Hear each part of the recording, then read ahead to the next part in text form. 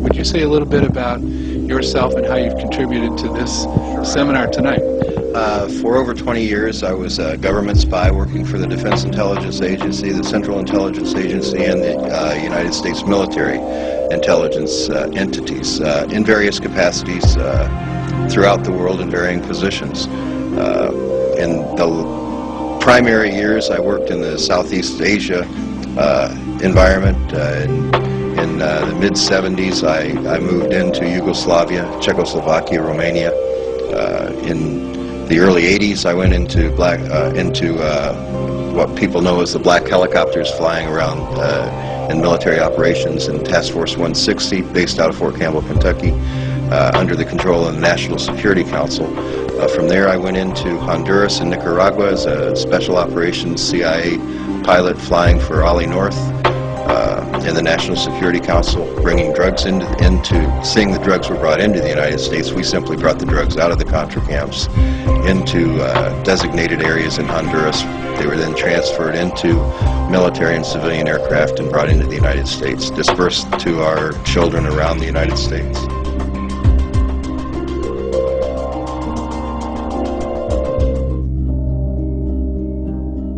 What I have to say may be highly contested and should be highly contested about those in power, because what I have to say about them is not a compliment. Did George Bush have knowledge about the drug operation coming out of Central America and South America? Yes. Explain. Well, he was in one of the camps. Yeah, but did he know about it? He was standing at a press. George was also, in addition to Ollie. George Bush was standing right at a cocaine press. And did he have a picture of that? In a place called Roos Roos. I have a picture of something. Okay, we won't go into that. I believe I was paid for 22 years to work for the American people.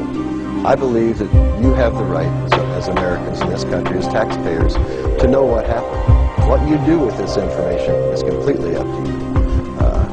How you deal with it is completely up to you. Whether you believe me is completely up to you. But I will tell you this, what you do with it will have an effect on you the rest of your life. If you choose to ignore what I have to say, in time to come, you'll see that probably you should not have completely ignored what I had to say. And that's just my own opinion. But it's an opinion of an intelligence officer who's been out there, who's been battling in the field for the right for you to call me a liar.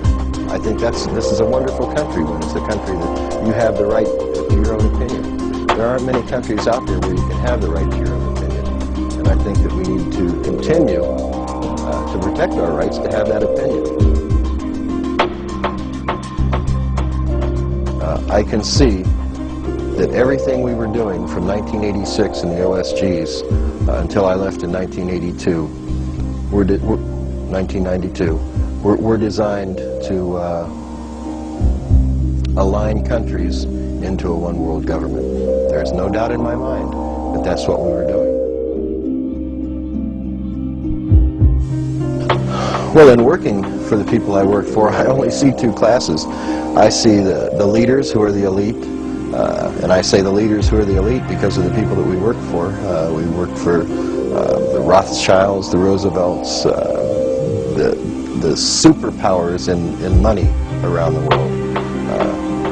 There was never any question of finances on anything that we did.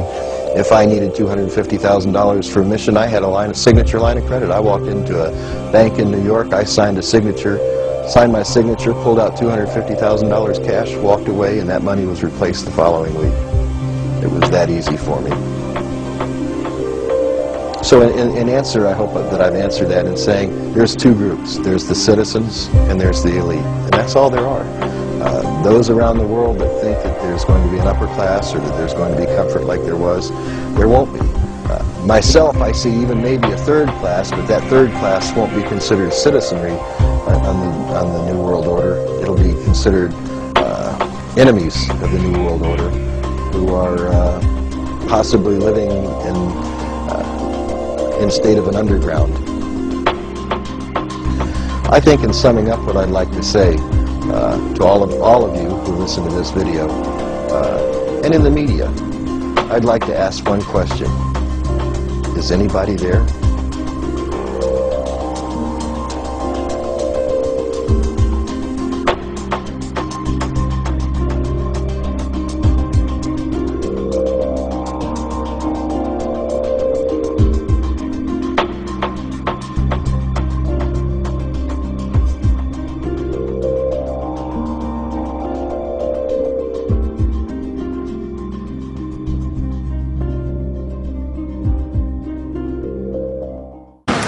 What do you think about authoritarian leaders that supposedly hate each other in the United States, Iran, Israel, and terrorist organizations like Hezbollah and Al-Qaeda gaining power for themselves by starting World War III with each other? I think it's always about power.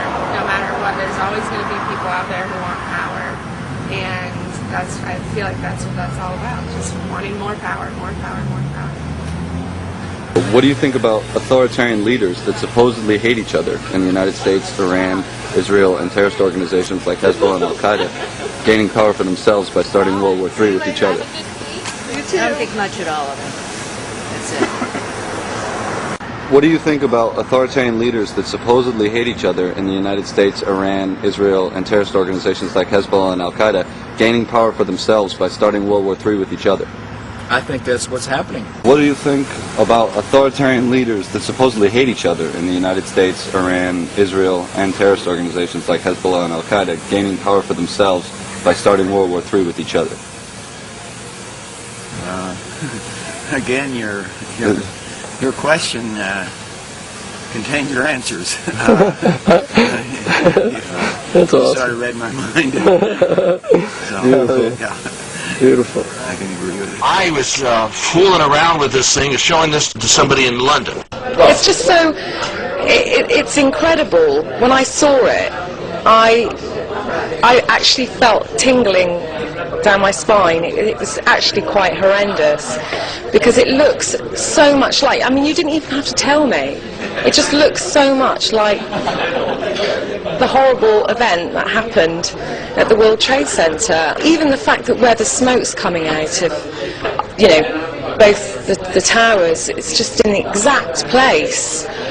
And it's blatant. It's blatantly basically showing you that this was planned.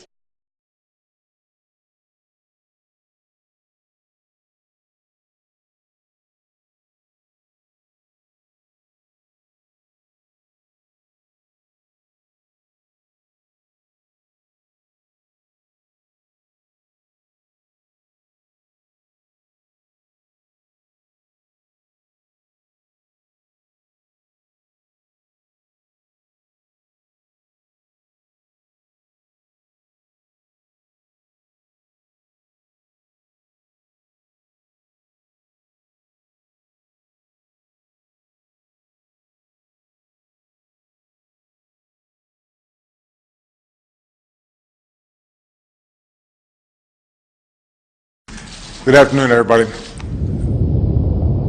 Government is working under extraordinarily difficult conditions. Many communications are down and many people remain unaccounted for. The scale of the devastation is extraordinary, as I think all of us are seeing on television, and the losses are heartbreaking. I pledged America's continued commitment to the government effort to save lives and deliver relief, and in the long-term effort to rebuild. That it is absolutely essential that these efforts are well coordinated with the United Nations, which continues to play an essential role, and with the many international partners and aid organizations that are now on the ground. Search and rescue efforts continue to work, pulling people out of the rubble, often under extraordinarily difficult circumstances. Food, water, and medicine continues to arrive, along with doctors and aid workers. The entire world stands with the government and the people. We all see the common humanity that we share. And as the international community continues to respond, I do believe that America has a continued responsibility to act. Our nation has a unique capacity to reach out quickly and broadly and to deliver assistance that can save lives. That responsibility obviously is magnified when the devastation that's been suffered is so near to us. It's characteristic of the American people to help others in time of such severe need. That's the spirit that we will need to sustain this effort as it goes forward. There are going to be many difficult days. Many people are in need of assistance, and the roads are damaged. Food is scarce, and so is water. It will take time to establish distribution points so that we can ensure that resources are delivered safely and effectively and in an orderly fashion. We'll do what it takes to save lives.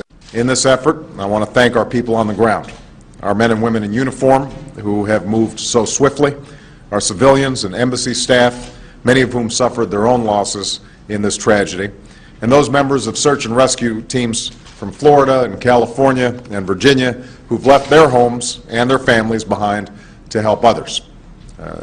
To all of them, I want you to know that you demonstrate the courage and decency of the American people, and we are extraordinarily proud of you.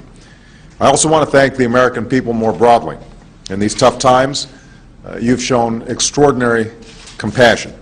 And tomorrow I will be meeting with President Clinton and President George W. Bush here at the White House to discuss how to enlist and help the American people in this recovery and rebuilding effort going forward. It was an emotional moment, and this president, seeing the devastation around him, passed this message to the American people. Thank you, thank you, thank you. Thank you very much.